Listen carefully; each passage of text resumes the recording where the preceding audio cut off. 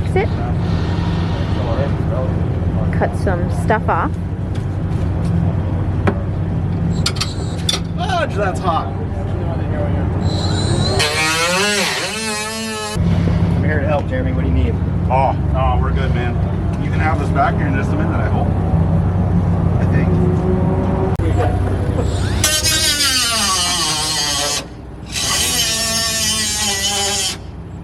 Come on, baby.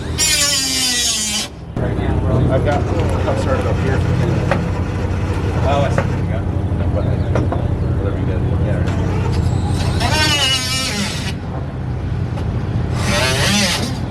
Perfect. Dude, it's like new. All right. Yeah, we'll pull that out. It got all the way curled in.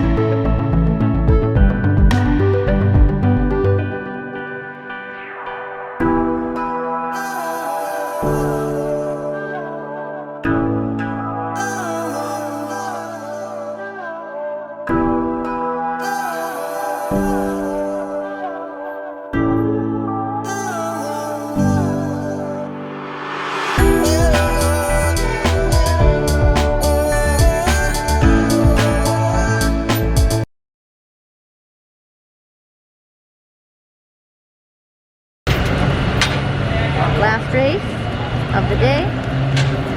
Started in pole position. Ended up with a tow. Flat right front tire. What a bummer.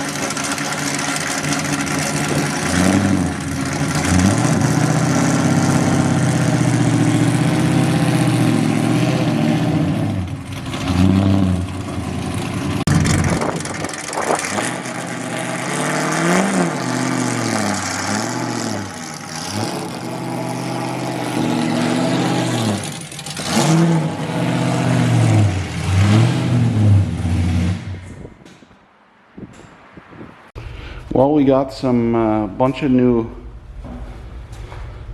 drawings on the car while we were in Texas, so figured I'd show you some of those. This guy reminding me that all it takes is a little more money.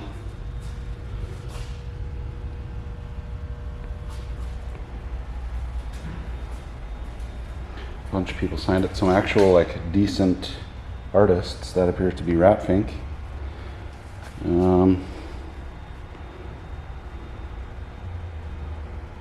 Still got all the good stuff.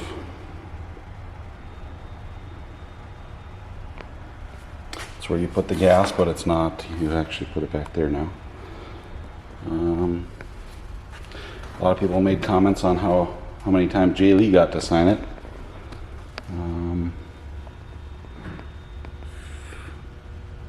Somebody spelled that completely wrong, which upsets me, but I left it.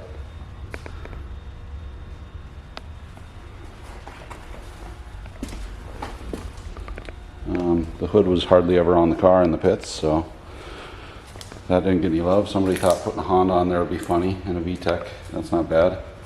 Somebody did that thing.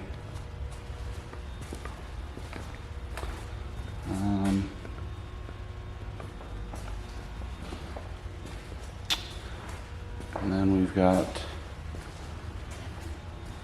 a few more back here. This one says your ass is grass and I'm gonna mow it. I can only assume that was Emil Tab who is responsible for this. He also signed it. Anyway, so we're back in the garage. Our next step is to get this tire off the ground and figure out what happened here. I see I have a slightly bent wheel, which is what I originally thought was the cause of the flat, but now I kind of doubt it. It was going down, not slowly, but it took like a lap and a half before it was completely flat. So I feel like it's debeaded now. I tried to put air in it and it's not even close. So we're going to pop this off quick and inspect the damage. Before you get my thoughts on the race weekend, what does the missus think of the race weekend? I think it was good. Hardly. Well, maybe it didn't go as you wanted it to go, but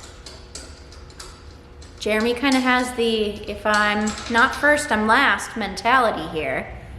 But for an untested car, I think he did really good, and it was a super fun weekend. Like it was a lot of fun. It was fun to get to meet some new people, and he talks about all these friends of his all the time that don't live anywhere near us, so it's fun to finally get to meet them and see who they are. And I don't know, racing is an interesting thing that it's crazy. You guys don't make any money doing it, and you spend a lot of money doing it, but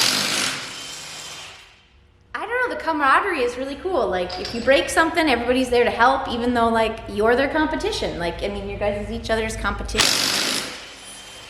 still wanting to help out, and it's really neat. I don't think you get that in a lot of sports. Well, would you look at that? Well, that's a problem. That's going to be hard to get air back in. Bring the camera over, will you? I don't know how to unhook it. Is there a release? No, just bring the whole thing. Oh. Come on. So what you have here is a place for air to come out of a tire.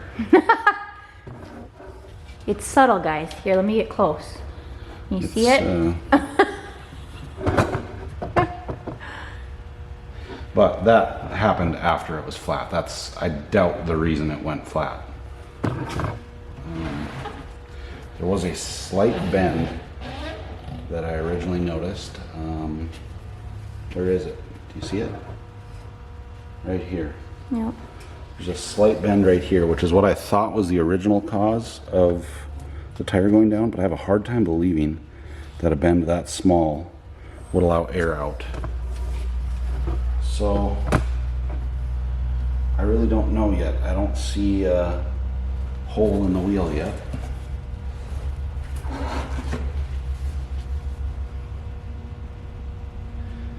And I suppose it's possible it was punctured.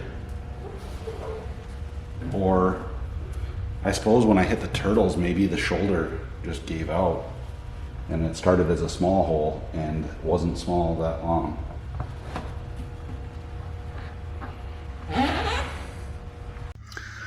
So, what have we learned? Racing is super fun. It's super challenging.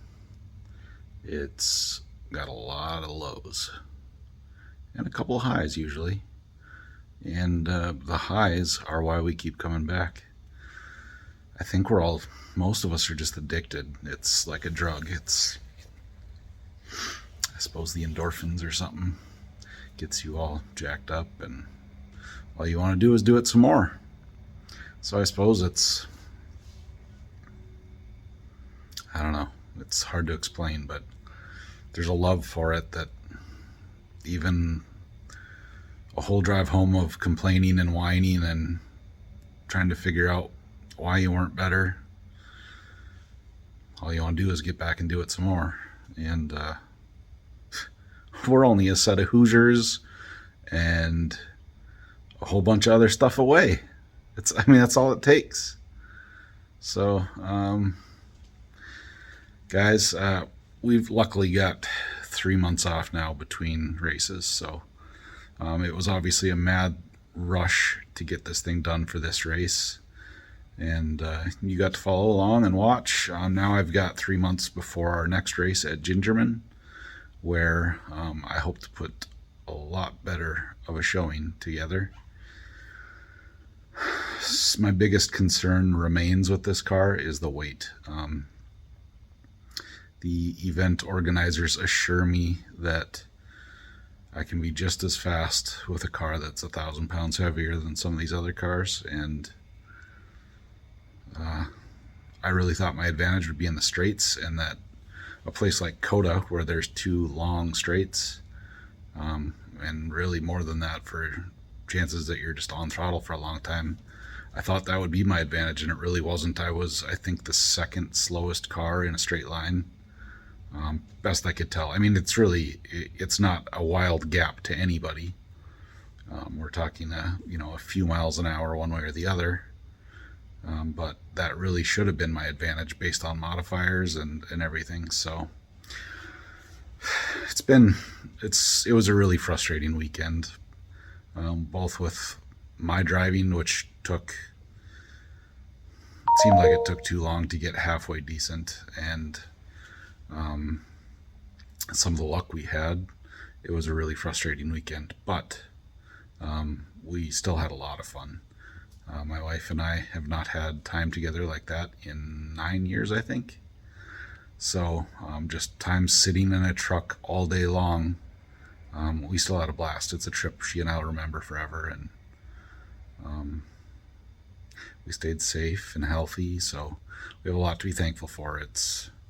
Trying not to sound like I'm complaining, but I do have high expectations for myself whenever I go to a race. If I go to any race, I go to win, and if I don't have a chance to win, if I don't think I have a chance to win, I don't go. Because I can't afford just to go turn laps just to have fun. I've got sponsors that count on me. I count on myself to do well, and it's important to me to put my best foot forward and not just show up. So I don't know. Hopefully we can get some more support for this year, because just a set of Hoosiers for a weekend is $1,600, and that's if we have no other troubles. And that doesn't include fuel to and from tracks, which fuel's now going up crazy. So it doesn't include hotel rooms. It doesn't include anything else. So there's no doubt this stuff's expensive, and it's silly and doesn't make any sense, especially for something like Grid Life here, where best case scenario, I win a little plastic trophy and maybe a pat on the back, although I highly doubt anybody would pat me on the back. But none of those guys like me, especially Adam. Anyway, well, life's still good. Got so much to be thankful for. And it was nice getting home to my kids, who were sitting there waiting for me, and my wife to get home. And we're so fortunate to be able to do this stuff. There's people fighting wars to keep us free. There's so many things that could be worse, and complaining about racing is kind of a silly thing to think about when you really think about it. So anyway, thank you guys for watching. Smash buttons. Love you. Bye.